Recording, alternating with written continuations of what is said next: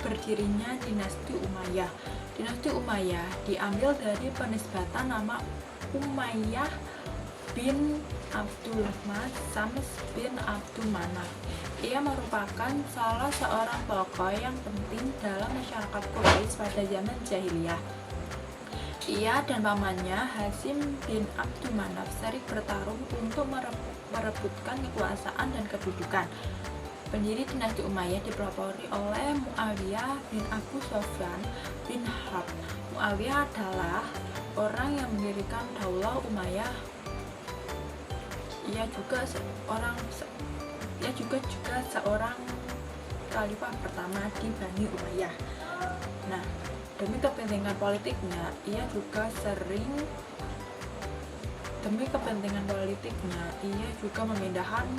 memindahkan ibu kota kekuasaan Islam dari Kufah ke Damaskus. Mengapa dinasti Umayyah dinamakan Umayyah? Karena dari nama khalifah pertamanya, yaitu Muawiyah.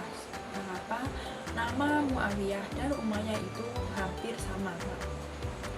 Karena begitu alasannya. Kemudian ada khalifah dinasti Umayyah. Sepanjang sejarah berdirinya, dinasti Umayyah memiliki 14 khalifah.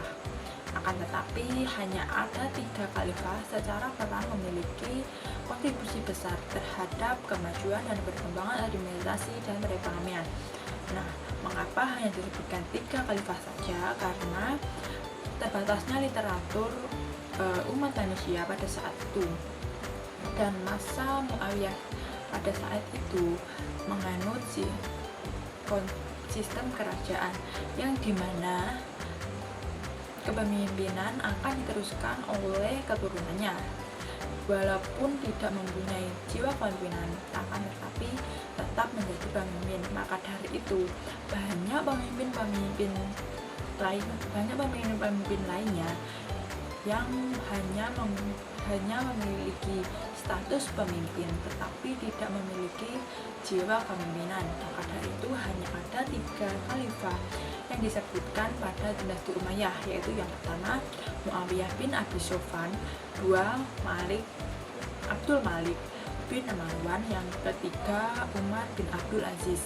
Nah, apa saja sih pemikiran mereka atau kontribusi mereka yang sangat besar itu dalam kemajuan perkembangan administrasi dan perekonomian? Maka dari itu simak videonya sampai selesai. Yang pertama, Muawiyah bin Abi Sufyan. Sebagai khalifah pertama, Muawiyah adalah peletak dasar sistem pemerintahan. Ia melakukan reformasi sistem pemerintahan Islam yang jauh berbeda dari Rasulullah SAW dan Khulafa ar-Rasyidin.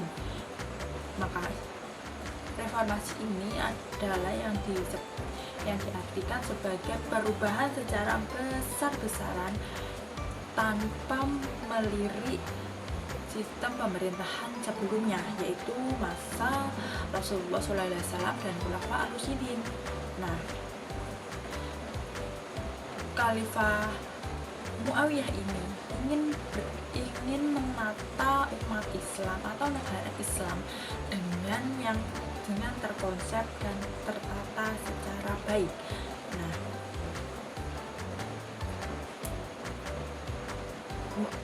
Muawiyah ini mengusung sistem adopsi dari Bizantium. Sistem yang beliau terapkan cukup beralasan karena belum stabilnya situasi politik pasca pergeseran sistem pemerintahan. Nah, itu alasan mengapa Muawiyah melakukan reformasi besar-besaran tanpa melihat sistem pemerintahan sebelumnya. Nah, karena itu alasannya.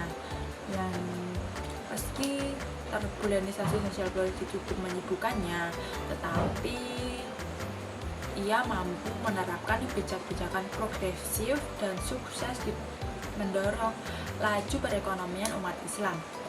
Justru kepiawaannya sebagai organisator dan konseptor teruji dalam situasi kaos tersebut.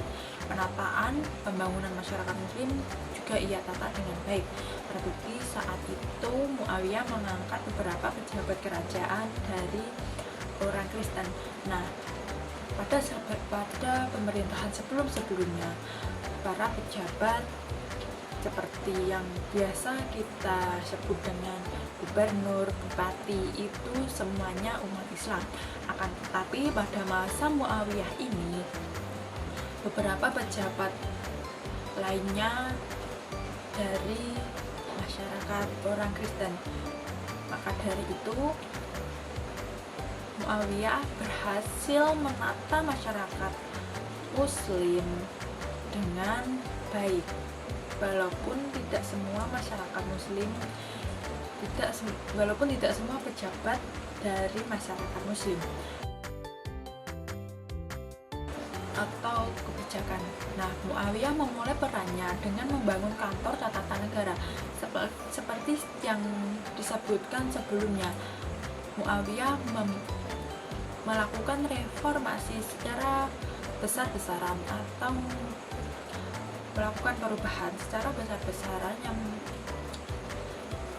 Yang pertama, membangun kantor tata negara. Mengapa ia membangun kantor tata negara? Karena itu alasannya biar tertata negaranya dan dapat mempermudah masyarakat muslim itu untuk melakukan kegiatan seperti yang saat ini, melakukan kegiatan administrasi negara, atau yang biasa kita sebut jika kita memiliki kepentingan untuk ke kantor desa atau ke kecamatan atau ke kabupaten, biasa kita sudah memiliki tujuan, tidak bingung lagi kemana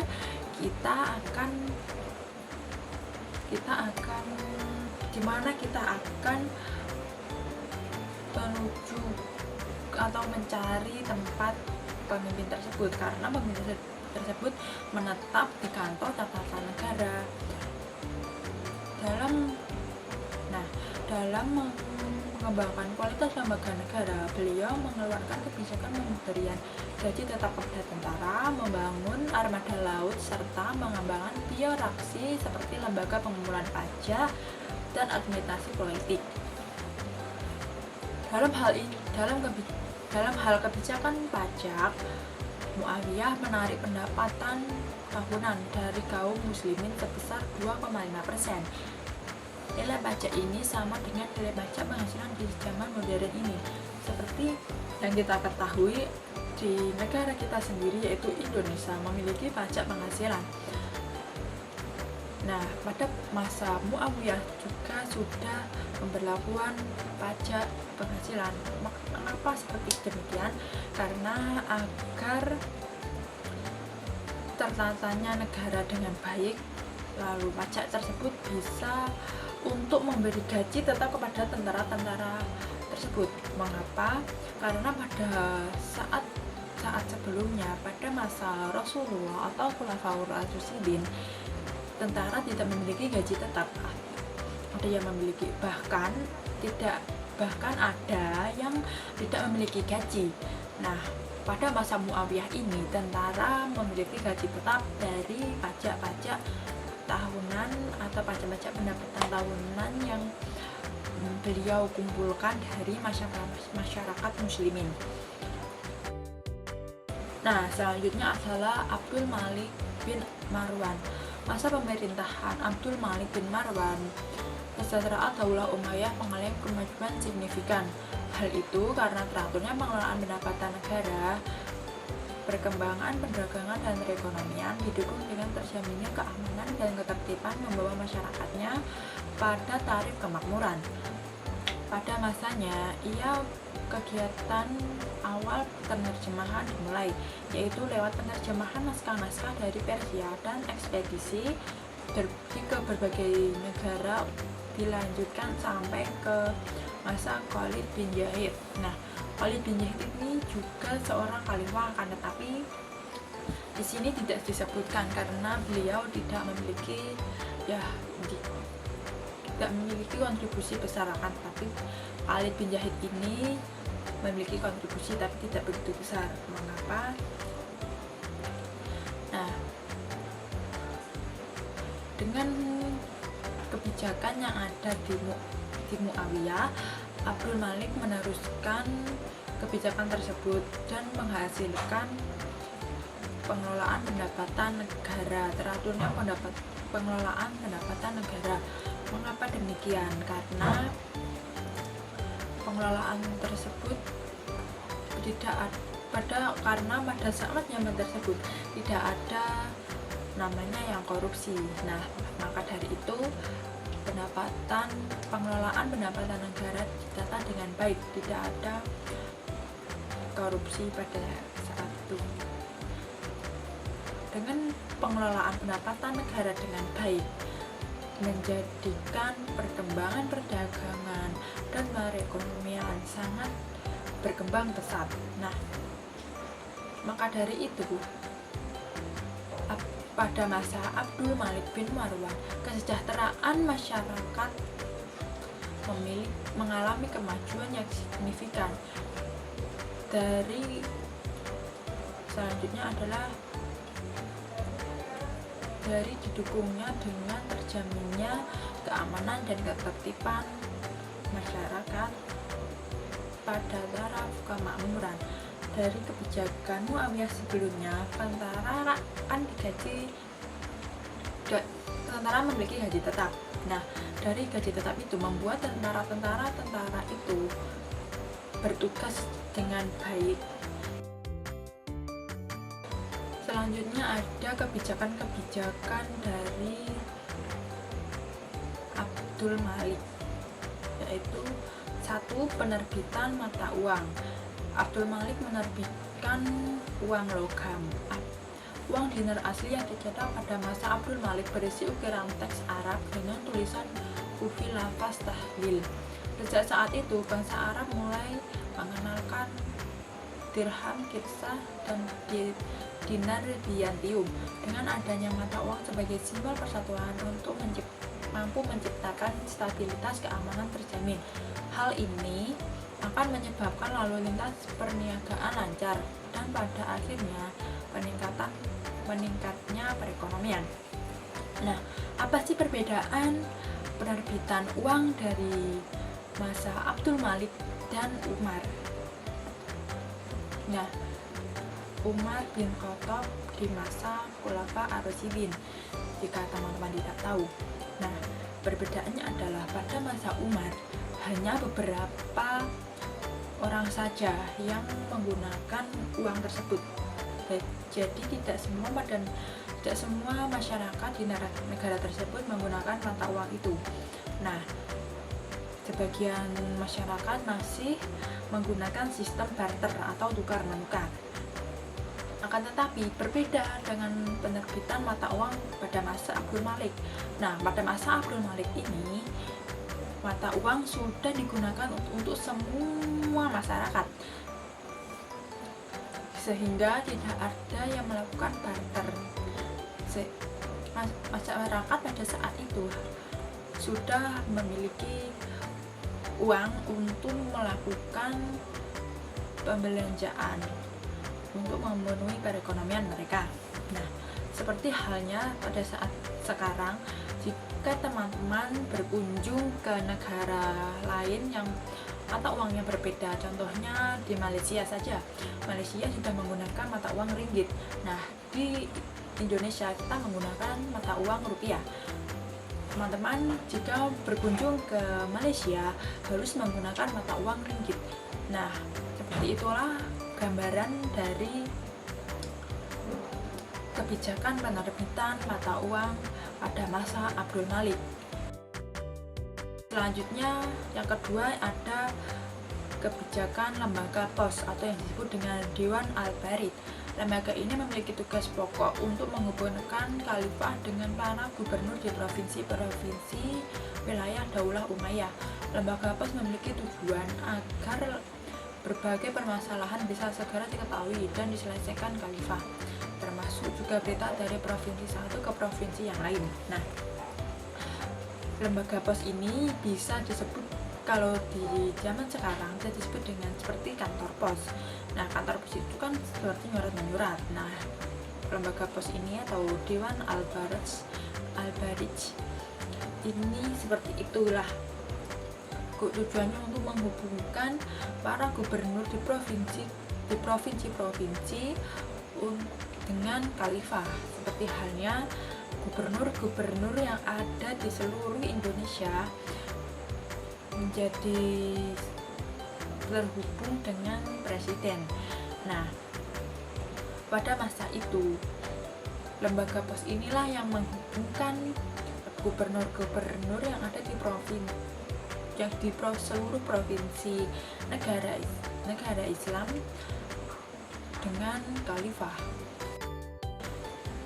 Selanjutnya adalah kebijakan urbanisasi, kebijakan pembatasan urbanisasi. Kebijakan ini sebagai respon banyaknya orang yang masuk Islam demi menghindari jizyah dan kharaj.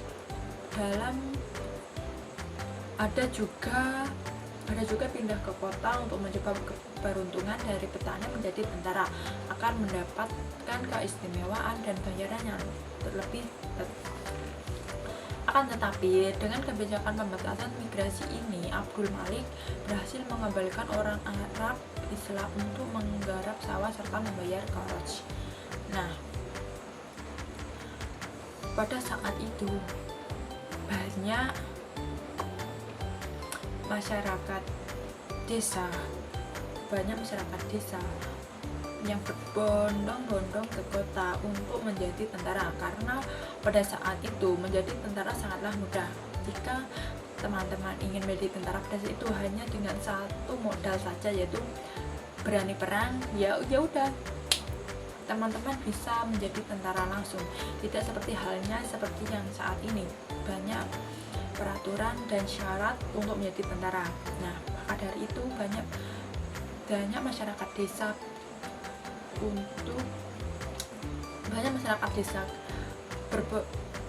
pergi ke kota untuk menjadi tentara. Mengapa demikian? Karena pada saat itu sudah ada gaji tetap untuk tentara. Nah, para masyarakat desa ini memiliki tujuan untuk mengubah nasib, karena masyarakat di desa hanya menggarap sawah. Karena menggarap sawah itu kan ada pajak dan disebut dengan kharaj. Nah, masyarakat desa pergi untuk menjadi tentara di kota agar memiliki keistimewaan dan bayaran tetap yang untuk mengubah nasibnya. Nah, pada masa Abdul Malik ini, urbanisasi atau perpindahan dari desa ke kota itu dibatasi supaya sawah-sawah mereka yang ada di desa itu digarap kembali, tidak dibiarkan secara begitu saja. Nah, dengan masyarakat desa menggarap sawahnya kembali, menjadikan perekonomian pada masa Abdul Malik ini berkembang dengan baik. Selanjutnya ada kebijakan pertanian. Kebijakan tersebut ialah melestarikan tanah sesuai dengan kecocokan tanamannya, seperti halnya yang ada pada zaman sekarang. Semisal kita hidup di dataran rendah, kita harus menanami sawah dengan tumbuhan-tumbuhan yang cocok, seperti halnya padi, jagung, kedelai, sawi atau bawang merah. Itu bisa tumbuh di dataran rendah. Akan tetapi jika teman-teman hidup di dataran tinggi, akan menanam padi atau jagung atau tebu, pasti tanaman-tanaman tersebut tidak tumbuh dengan baik karena suhu udara yang berbeda. Maka dari itu Abdul Malik mengeluarkan kebijakan untuk melestarikan tanah sesuai dengan kecocokan tanamannya supaya perekonomian pada zaman itu berkembang dengan baik dan tidak sia-sia untuk para petani yang mempunyai untuk masyarakat desa yang memiliki sawah. Nah, selanjutnya adalah membangun komunitas baru di tanah yang baru digarap. Nah, di sini maksudnya adalah komunitas baru itu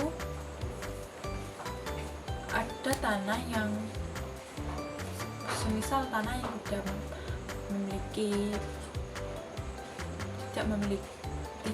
punya kepemilikan. Nah, tanah itu bagaimana biar bisa menjadi produktif atau bisa digunakan secara baik. Maka Abdul Malik membangun komunitas baru di tanah yang baru digarap supaya tanah itu tidak dibiarkan begitu saja dan sia-sia.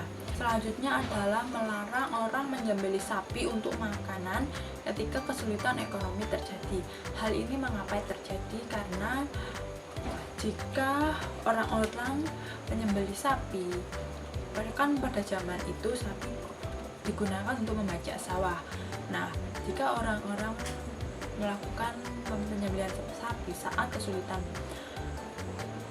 ekonomi terjadi, nah perputaran sapi akan menjadikan sapi menjadi punah.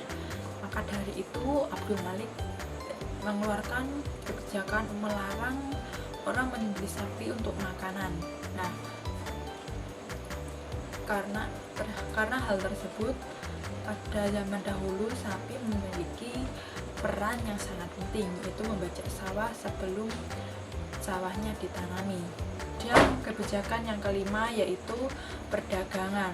Beberapa jenis komoditas di perdagangan yaitu produk makanan, stok hewan, kayu, dan produk dari hutan, logam dan tekstil, produk dari batu bata dan tanah, makanan, ikan, dan berbagai apapun itu. Perkembangan pedagang di daerah kekuasaan Daulah Umayyah menghasilkan banyak usyur. Buktinya ada hasil penerimaan pajak tanah atau koroj dan hasil-hasil pajak lainnya di wilayah Syam. Tercatat 1.730.000 dinar dalam setahun, sehingga surplus hasil pajak yang didapat menambah pundi-pundi kekayaan Daulah Umayyah. Nah, seperti yang teman-teman ketahui pada kebijakan sebelumnya, khalifah sebelumnya yaitu Muawiyah mengeluarkan kebijakan pengeluaran pajak pendapatan tahunan sebesar 2,5%. Nah, pajak tersebut diteruskan oleh Abdul Malik. Nah, pajak ini telah terbukti surplus dan menambah pundi-pundi kekayaan di Daulah Umayyah. Selanjutnya kebijakan yang keenam yaitu koroj dan zakat. Khalifah membebaskan rakyat muslim dari pajak dan hanya membayar zakat. Kebijakan ini membuat banyak orang-orang berbondong-bondong masuk Islam karena ini terhindar dari beban pajak.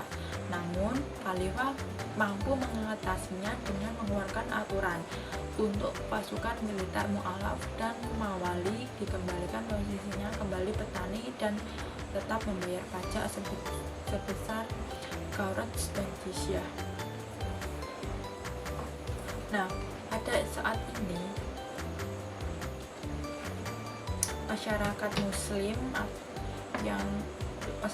mempunyai keistimewaan yaitu pembebasan dari pajak dan hanya membayar zakat saja seperti yang ada di rukun Islam.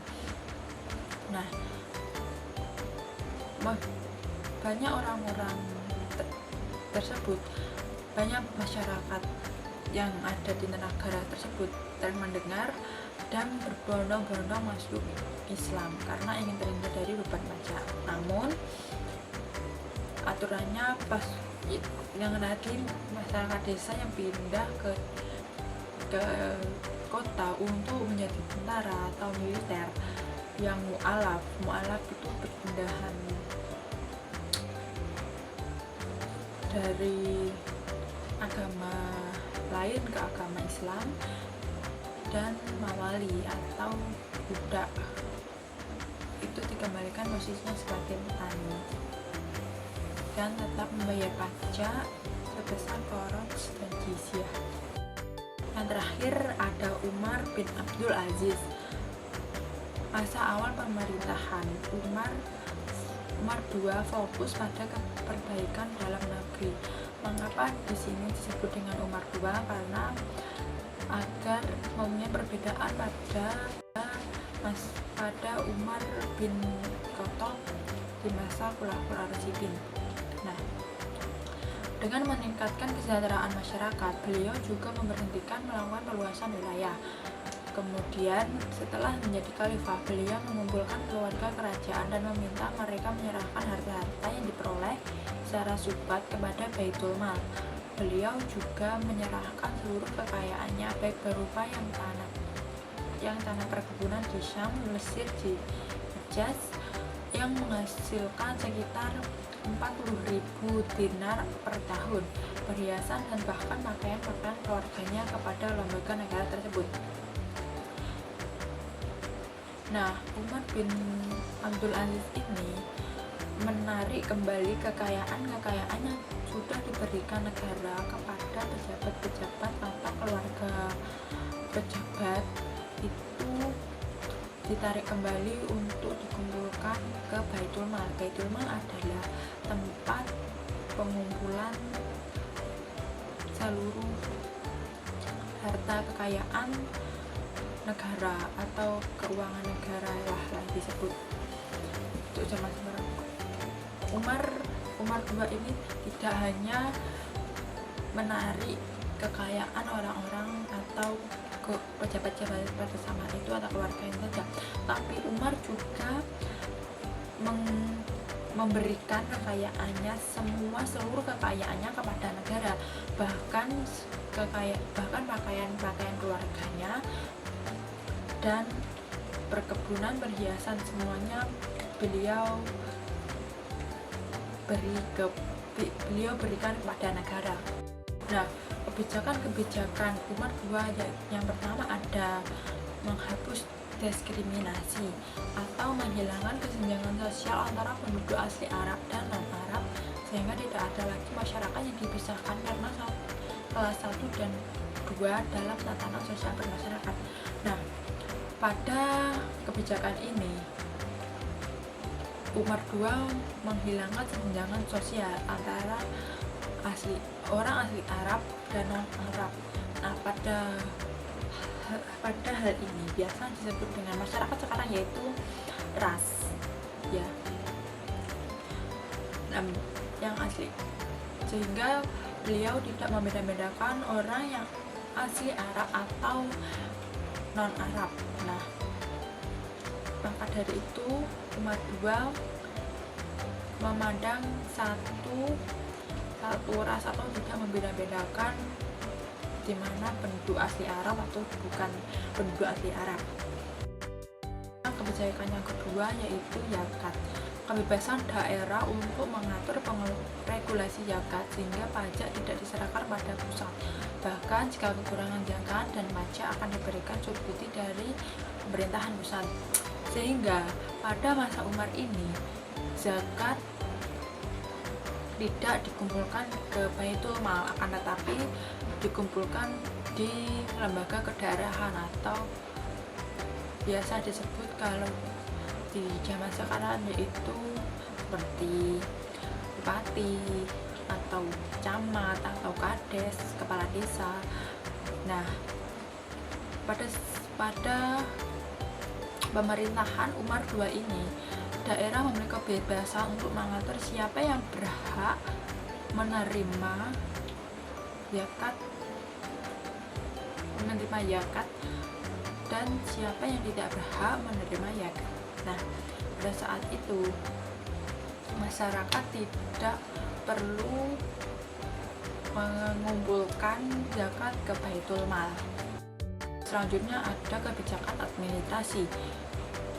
Yang pertama yaitu penataan ulang administrasi, mengatur para penguasa dan pejabat daerah netral, adil, memberikan kesamaan hak dan kewajiban kepada orang Mawali dan Arab.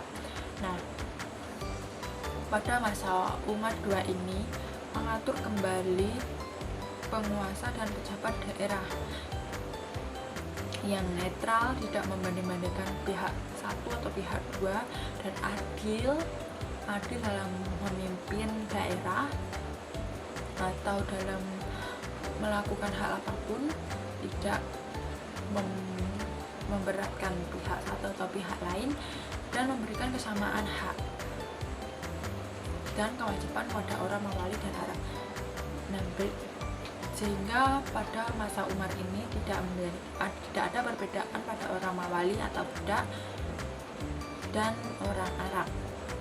Nah, yang kedua ada reformasi pengelolaan harta negara, manajemen terhadap kekayaan negara. Ia mengimplementasikan dalam regulasi tanah, pertanian, jizyah, kharaj dan zakat, dan perdagangan. Nah, pengelolaan harta negara ini termasuk regulasi tanah, pertanian, jizyah, kharaj, zakat, dan perdagangan. Nah, pengelolaan harta negara bisa terjadi dengan teratur dan tepat karena kekayaan negara dimanajemen atau diatur dengan baik. Nah, kemudian kebijakan keempat yaitu pertanian. Umar II melarang penjualan lahan garapan agar tidak ada penguasaan lahan, dan semua rakyatnya mendapatkan hak untuk mencari penghasilan. Untuk menunjang lahan pertanian, Umar II membangun kanal-kanal irigasi. Langkah ini supaya proses cocok tanam tidak tergantung pada hujan saja. Nah, melarang penjualan lahan garapan akan tidak ada penguasaan lahan, seperti halnya yang sekarang terjadi. Banyak orang-orang yang menjual lahan garapan atau sawahnya dijual kepada pemerintahan atau orang-orang tinggi. Biasanya digunakan untuk zaman saat itu digunakan untuk membangun mall atau membangun tol, itu juga termasuk, atau membangun kepentingan pribadi seperti membangun rumah atau membangun apa yang bisa menjadi penguasaan lahan. Nah, hal tersebut mengapa? Karena supaya semua rakyat pada masa itu mendapatkan hak untuk mencari penghasilan. Nah, dengan tidak adanya penguasaan lahan, banyak masyarakat yang memiliki hak untuk mencari penghasilan. Umar II juga membantu para petani dengan cara membangun kanal-kanal irigasi. Kanal-kanal ini biasa disebut sekarang itu adalah sungai-sungai kecil atau waduk, sehingga para petani tidak mengandalkan atau tergantung proses cocok tanam pada hujan saja. Kebijakan kelima ada kharaj dan jizyah. Umar II mempengaruhi umat non-muslim untuk masuk Islam karena dengan iming-iming pembebasan pajak tanah atau kharaj dan pajak keamanan jizyah.